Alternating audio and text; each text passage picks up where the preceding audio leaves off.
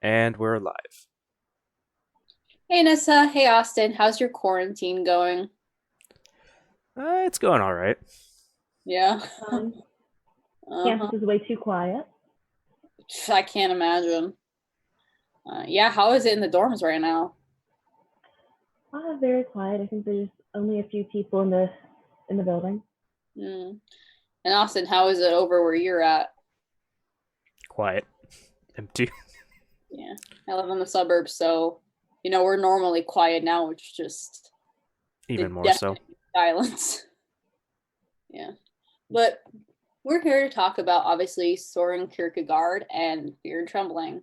So, just to give everyone a little background, Soren Kierkegaard was a profound and prolific writer in the Danish golden age of intellectual and artistic activity. He is known primarily as the father of existentialism, but another noteworthy thing to mention are his critiques of Hegel and the other German romantics. And our focus today in Fear and Trembling is when Kierkegaard introduces the story of Abraham and how he was tasked by God to sacrifice his son Isaac. And so really where we're focused on is the anxiety, and so how Kierkegaard really translated it as the tension that Abraham must feel in having to sacrifice his son.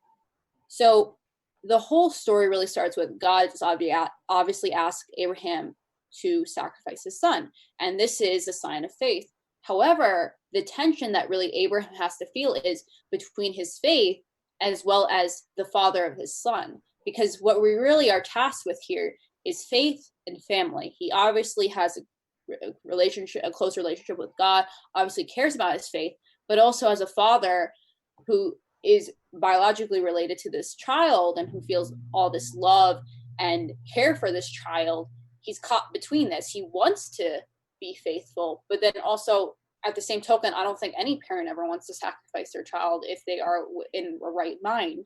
And so for him, it's this tension that we see, which is not always the way we talk about anxiety today. Of course, there is a tension, but that's not the cornerstone of how we really talk about anxiety. So he spends 3 days journeying up a mountain in order to sacrifice his son. What is obviously important at the end is it was the act of faith in God, and then God obviously intervenes and stops Abraham from sacrificing his son. And obviously, this is something that we see in the Judeo-Christian as well as the Islamic writings. But another part with Kierkegaard and Fear and Trembling is the idea of the infinite resignation. And this is the last stage before faith. So anyone who's not made this movement does not have faith. For only infinite resignation does an individual become conscious of his eternal validity, and only then can one speak of grasping existence by virtue of faith. So really what this whole boils down to is one must give up all his or her earthly possessions in infinite resignation, and must also be willing to give up whatever it is that he or she loves more than God, which is yet again the whole point of why we talk about the Abraham story and why Kierkegaard really starts off that part of his book within that. So what are your thoughts about that? I think obviously it goes without saying that's a very difficult situation to be put in when two great loves are contrasted against each other and you are literally being forced to choose. And especially when you go between the earthly and the heavenly, you can really deny the divine, but at the same time, your own flesh and blood, you have a very tangible connection to them. And I wonder if maybe Abraham tried to rationalize it by saying he's helping Abraham by sending him to a better place, namely God in heaven. And if he did, if that was any consolation. Mm-hmm. Mm-hmm. No, yeah, that's an important part. Actually, there is a part that Kierkegaard kind of subtly mentions in this, and it's that Abraham works in hope, while other characters that we would see in Fair and Troubling work in memory. So that's really good for you to include. hmm And on the topic of that anxiety and that tension there's a biological and like sort of psychological basis for that sort of anxiety and tension and even but it's anxiety is sometimes misconstrued as being part of being afraid of something, and they're actually two very separate things. Fear itself is biologically and in the psych world seen as being experienced in reaction to a specific, clear, observable danger, and it usually involves that fight or flight response. The pupils dilate, your hearing gets more intense, blood flows away from the face towards your muscles. That's why you see people go pale when they're in that sort of shocked, ready to bolt state. Fear can also lead to anger or violent action, is because you're trying to deal with this threat, and if it's a direct threat that you can't run away from, then you're going to attack it. And the other thing with it is fear, in and of itself, if you keep in that fear state a lot, your body will eventually suffer damage because it's not meant to be in that state. On the other hand, anxiety is characterized by very similar things in a way, except for one big thing. The danger is not actually observable or specific. While you can have certain phobias or particular triggers that get you into that anxious mode, it doesn't require it. It's just the anticipation of a threat,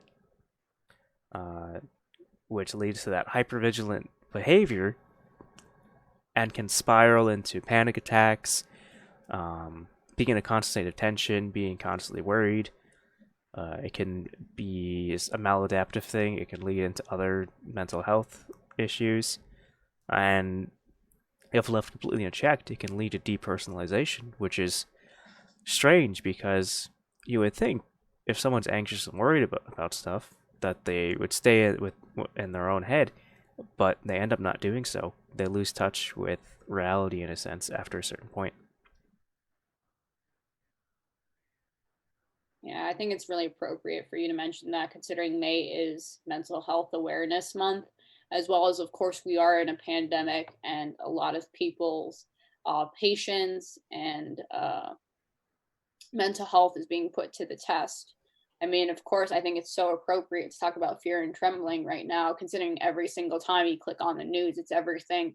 It's new news every day. You're constantly being bombarded with information regarding coronavirus and COVID-19 and the spread of the virus, the death tolls, how prevalent it is in certain parts of the world versus others. So we have a type of feeling of it. Of course, it's not to the parallel of Abraham's story, but we do feel this tension because I feel, unfortunately, right now, what we see currently with a lot of people is it's a tension between government and then personal freedoms. We have all these regulations, and not necessarily government, but regulations to ensure that people can stay healthy, as well as with social distancing to make sure that not the spread doesn't continuously exponentially grow. Rather, we're trying to limit that growth. Exactly. But unfortunately, right now we're seeing a lot of protests of people relating these types of regulations to communism and socialism, saying that Fauci should be fired, etc. And I feel like it is that tension. We do want to listen to government and we do want regulations, but unfortunately, people are going to prioritize their personal freedoms because within that tension, they're not going to go to government. Their attention is going to lean more towards themselves. So. I think we are in the midst of it. Well, Austin, I thought it was interesting you were talking about anxiety and fear and how they differ. So something notable with that is according to the DSM-5, which is the Diagnostic and Statistical Manual of Mental Disorders, the 5th edition, anxiety is described as the anticipation of the future threat. It's contrasted to fear, which is the emotional response to real or perceived imminent threat. And then Harvard describes anxiety as debilitating worry and agitation about nothing in particular or anything at all, which that sticks mostly with general anxiety disorder, and which seems to relate back to what Kierkegaard is describing as the possibility of basically anything in life. And anxiety is actually healthy in moderation, but when it's constant, it becomes a disorder. Generally, when anxiety persists longer than 6 months, it indicates the transition from a healthy transient fear to inappropriately excessive. Something else that I think is notable is that the age of onset of generalized anxiety is later than many other mental disorders, and it usually starts in young adulthood through mid-50s. The reason the average onset age is notable is because when you look at it in terms of psychological development, especially as observed by Piaget, who was a developmental psychologist during the 1900s, the most mature form of reasoning is reflective judgment, and that's what allows one to synthesize contradictions between perspectives to form knowledge. And the ability to evaluate various perspectives is developed throughout young adulthood. So the better you get at evaluating things and looking at them, and as you were saying, Austin, following consequences and following that path and spiral of thought, the more likely, well, not more likely, but there's a correlation with the onset of anxiety. I should note that actually very few adults ultimately attain reflective judgment, even though they start developing it. So taking it from psychology to neurology, on a neurological level, conflicts between the cognitive and emotional brains contribute to anxiety. So the cognitive brain is contained primarily within the frontal lobe, which unifies sensations and thoughts. The emotional brain, on the other hand, is partly driven by the amygdala, the so-called fight or flight part of the brain. For those with anxiety, when the amygdala is overly active, the anxiety is exacerbated by the dorsal anterior cingulate, despite it being part of the frontal lobe. So the frontal lobe is supposed to regulate the emotional amygdala, but unfortunately, sometimes it can feed into that. And then the ventromedial prefrontal cortex, which is another part of the frontal lobe, is supposed to halt that. And so when the frontal lobe doesn't do its job to be the rational cognitive part, the amygdala is pretty much led to go unchecked. And so when the activity of the amygdala initiates anxiety, a release of hormones and neurotransmitters, including cortisol and norepinephrine, trigger the physiological stress for the body. When Kierkegaard describes anxiety as the overwhelming and paralyzing freedom and limitless possibility for the future, he offers a very relatable example of why someone might experience general anxiety disorder. The lack of a concrete or even specific trigger is what separates anxiety from fear. And unfortunately, just the idea of sheer being is rather inconvenient and unavoidable when it comes to being a source of anxiety. How do you feel better about the fact you exist and just deal with the fact anything is going to happen, no matter how much you plan? And life is essentially out of your control. It would be challenging for many people to come to terms with, especially when you're trying to use that reflective judgment and synthesize and be like, okay, there's some sort of balance here. And maybe I was thinking, to be unbothered by the unknown, some people might try to take a more passive approach to life. It's funny, I was taking a study break the other day and watched the live action version of The Lion King. And of course, the song came on, Hakuna Matata. And it's a whole no worry, problem-free philosophy. I was like, well, clearly those two did not get Kierkegaard, because thankfully I think he would have really thrown a wrench in their little happy paradise there. So it makes you wonder why fixate on identity labels and unchangeable aspects of life. And there's a certain appeal to their suggestions, because worrying about things that can't be changed offers you no benefit as you exist.